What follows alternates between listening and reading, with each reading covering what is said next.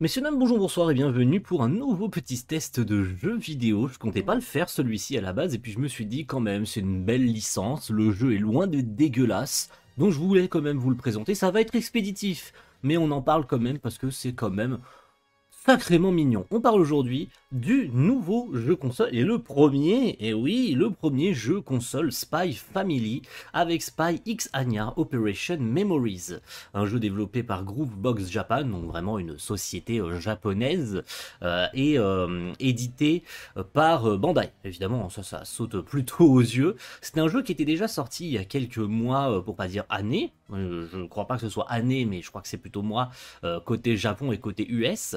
Et il a été localisé chez nous en France. C'est un jeu, on va dire, d'aventure, vraiment entre très gros guillemets, dans laquelle nous allons incarner Anya, parce que le jeu s'appelle Spy X Anya, dans laquelle nous devrons remplir un petit carnet photo. Voilà, Anya a un nouveau, on va dire, un nouveau passe-temps, mais surtout pour l'école, où elle va devoir remplir un petit carnet pour impressionner Damian, tout pour l'Operation Strix, bien évidemment.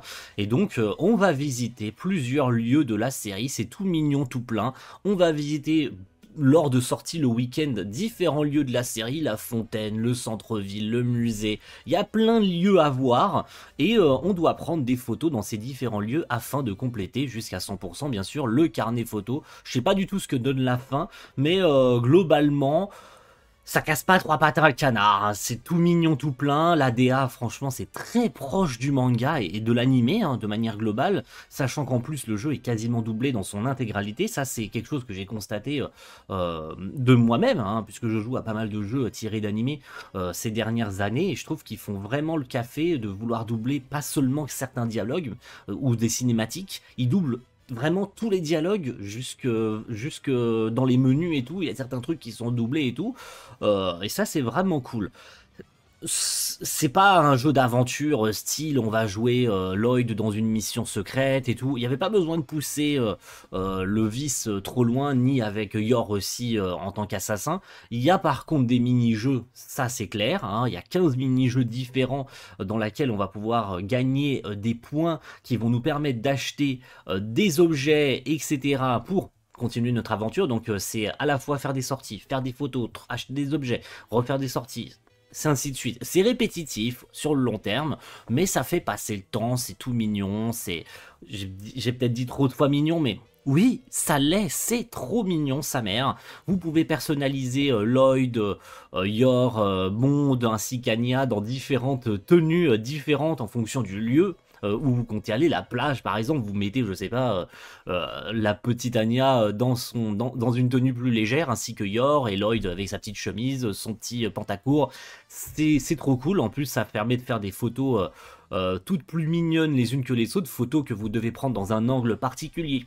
Parce que oui, ils sont exigeants dans le jeu. Faut prendre ces photos dans un angle bien particulier, dans un timing particulier, avec la netteté précise aussi. Il faut remplir les trois petits carrés et une fois que c'est parfait, la photo elle est là, vous avez le maximum de points, vous remplissez le truc parce que je ne crois pas que ça se remplisse si vous n'avez pas les trois étoiles parfaites. Mais bon, c'est mignon. Les mini-jeux c'est pareil, ils sont divers et variés. Vous avez des mini-jeux qui sont soit en rapport avec le manga, c'est-à-dire que des idées ont été reprises du manga pour en faire des mini-jeux, c'est-à-dire des situations qu'on voit dans le manga qui ont été créées en mini-jeux, soit des trucs complètement original, créés spécialement pour le jeu, mais je sais pas si c'est 50-50, je sais pas desquels on parle exactement. Vous avez un jeu d'infiltration avec Lloyd, vous avez un jeu où on doit tuer des mecs avec Yor, oui c'est toujours un jeu pour les enfants, on doit tuer des gens avec Yor.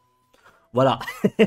Et puis vous avez des trucs genre faire la cuisine avec Yor, manger des plats avec le frère de Yor, vous devez échapper à des bombes avec Anya où vous êtes porté par Bond. Bref, il y en a plein de différents, c'est trop cool, ça fait passer le temps.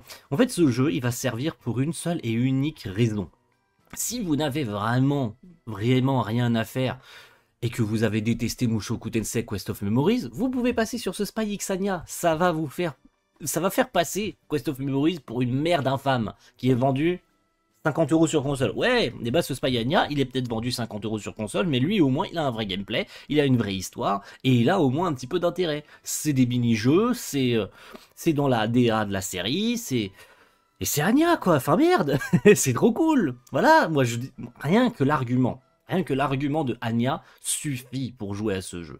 Me dites pas le contraire, ça suffit, il n'y a pas besoin de plus. C'est Anya, c'est dans le monde de Spy Family, c'est pas aussi poussif qu'on pourrait le penser, un vrai jeu d'aventure où on doit chercher des indices pour aider Lloyd dans une mission, un peu à la Code White dans le film où Anya se fait enlever, où on va avoir des phases de gameplay ou un combat final.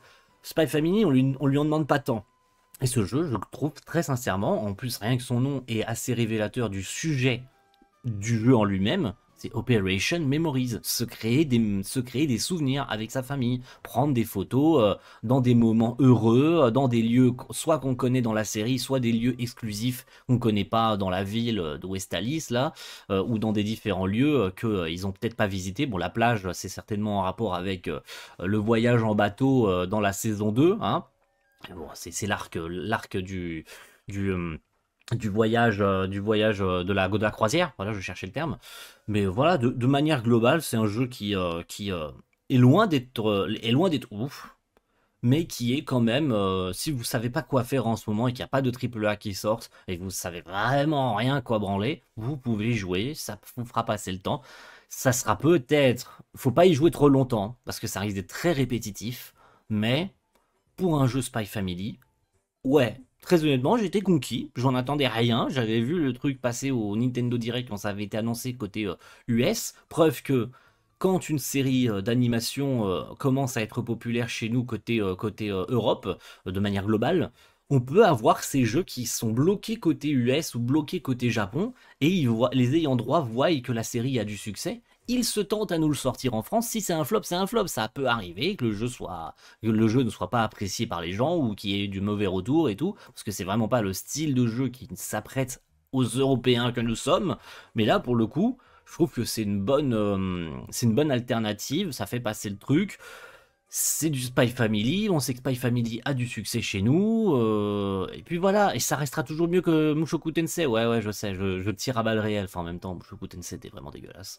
Donc là, tu peux pas faire pire, pour les prochains jeux, tu pourras pas faire pire que Mushoku Tensei Quest of Memories. Tout ce qui arrivera après, puisque le prochain test sera sur le nouveau jeu Slime, ouais, c'est ce que j'ai dit lors de Mushoku Tensei, mais j'avais oublié que ce Spy Family devait sortir, donc je vous le fais entre deux.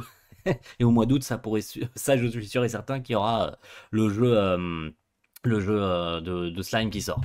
Mais bon, voilà, c'était un petit test très rapide, hein, ça fera moins de 10 minutes, mais c'était vraiment pour vous en parler. Je pense même pas que j'aurais mis du gameplay pur de moi-même, hein, que j'aurais enregistré du gameplay. Je pense que la bande-annonce de 3 minutes aura suffi à faire le tour global du jeu, parce que c'est du gameplay, hein, c'est pas juste en cours de développement, c'était vraiment du gameplay en lui-même. Je trouve que ça suffit pour un jeu comme ça. On lui en demande pas plus. Maintenant, plus tard, ils peuvent nous faire un vrai jeu d'aventure. Si vraiment ça a du succès. Et Spy Family a du succès, donc qu'est-ce que vous attendez, Bandai? Voilà, c'est tout ce qu'on demande. Allez, merci à tous et rendez-vous très vite pour un prochain test. Ciao tout le monde. Bye.